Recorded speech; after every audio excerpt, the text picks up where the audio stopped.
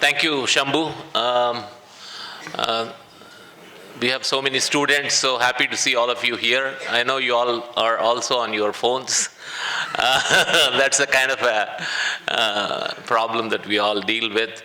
Dr. Chintala, Sushila ji, we are really happy today. We have Sushila Chintala ji, the Managing Director of NAPKISAN. I think today's discussion may be much more relevant to in that context. And all the dignitaries on the dais.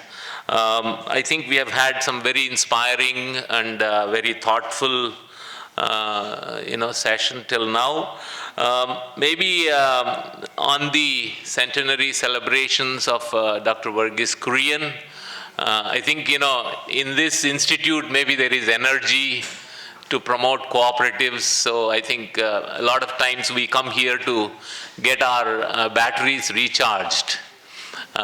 So when you come here, you get more ideas and maybe greater commitment to promote autonomous, self-reliant people's collectives, whether they are self-help groups, federations of self-help groups, or farmer producer organizations. Shambhu asked me to focus on the so-called cluster-based business organizations. I think, for us to do that, I think one of the limitations of the new policy guidelines of Government of India on the promotion of 10,000 new FPOs is that it somehow does not take into consideration almost 10,000 FPOs that existed guidelines. In the past 15 years, I think some extraordinary efforts. So I think the two Yogeshes, in fact, by the way, when they both were speaking, I was thinking, to be an FPO CEO, you have to be Yogesh.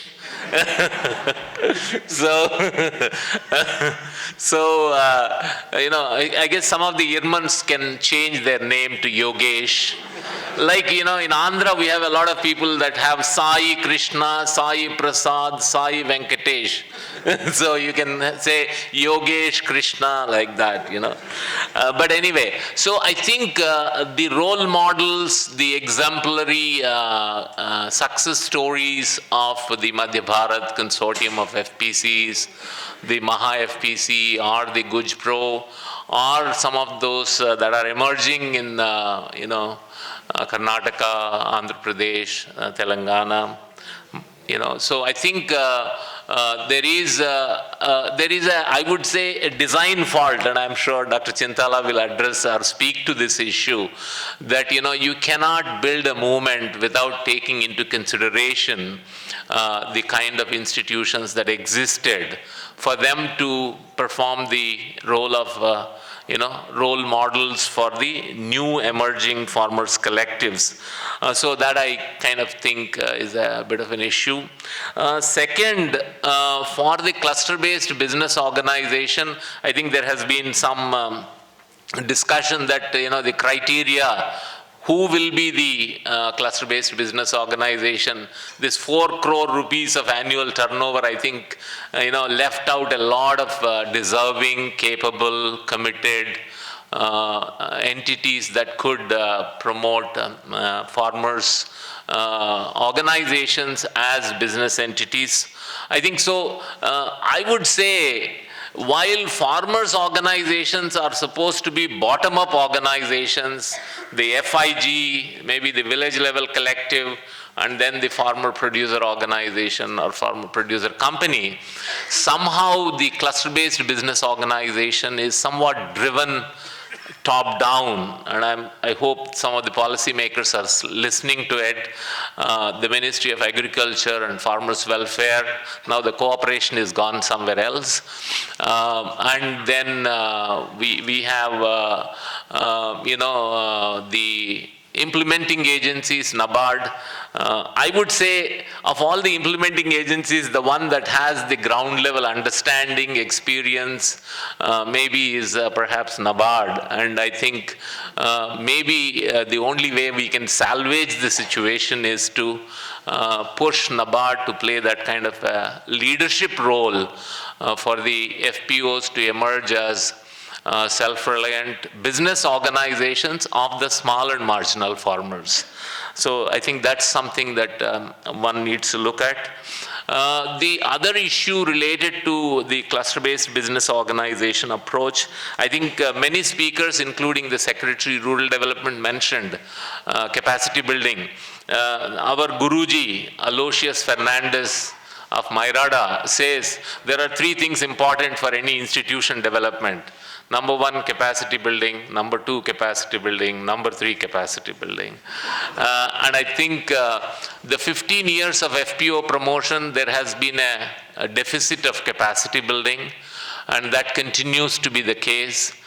When you have large organizations of 500 to 1,000 members as shareholders, there needs to be a tremendous amount of capacity building, not only just of the board of directors, the CEOs of the FPOs, the promoters of the FPOs called the cluster-based business organization, but many other ecosystem players, including maybe the NAFED officials, the NCDC officials, the other organizations like SFAC, which doesn't have many officials at the grassroots level.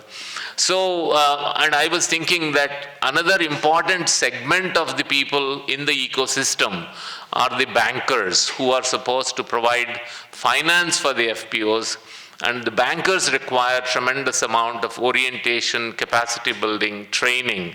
So I think for the new operational guidelines and the cluster-based business organization to succeed, I have just 5 recommendations to make, and then I'll stop. We are also running behind schedule. I think the number 1, for the FPOs to be successful as business organizations, women must be part of the FPOs. Because 30 years, the SHG movement has proved that with over maybe 11, 12 crore women part of the self-help group system, they manage today close to 2 lakh crore rupees. So I think the women being part of the FPOs, that fast tracking that I think Yogesh was talking about may be possible. And anyway, 70% of agriculture is done by women. So you will be achieving 3 objectives if you ensure women as part of the FPO system. Number 1, women's empowerment. Number 2, they having the rightful place because they do agriculture. And then all the learning of group dynamics, bankers engagement, private sector engagement would be possible with the women leadership. The second point I want to mention, if we want to make this CBBO system to be successful, is for the implementing agencies to have some kind of a coordination, convergence mechanism.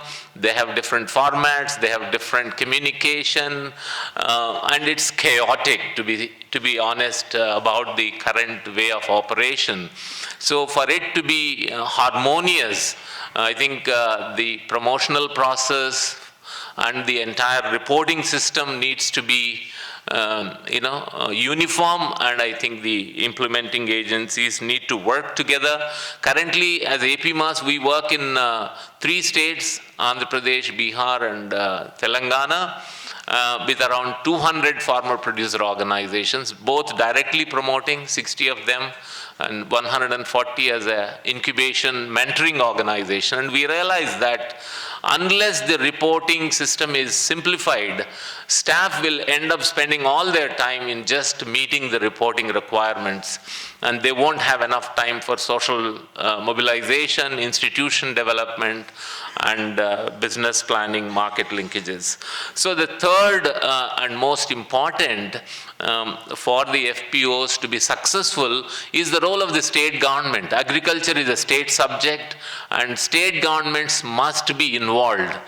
We don't want political interference in the FPOs because they are supposed to be autonomous business organizations, but state governments have to create an enabling ecosystem or an enabling policy environment for the FPOs to thrive at the field level, whether it is about getting licenses, whether it is about them becoming part of the RKBY, MIDH, the various schemes of the government. So state government role is very important. The fourth and most important, I think my friend Yogesh touched about it, use of technology. I think in India today we are at the cusp of achieving something tremendous. On the financial inclusion during the pandemic, we have seen a tremendous amount of adoption of technology. We have reached almost near cashless kind of a system.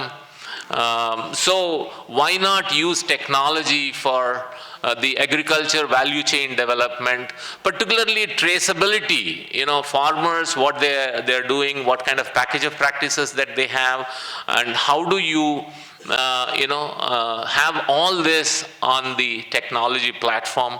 I think that's very, very critical. And finally, and most importantly, we need to look at farmers collective as not short-term institutions, like Amul has been there for a long time. So farmers' organizations must be there for a long time. So for that, foundation is important. The farmers' interest groups need to be built, the FPO board of directors, and I think as others invited, I invite all the Irmans to take the challenge of being the CEOs of FPOs, FPO federations.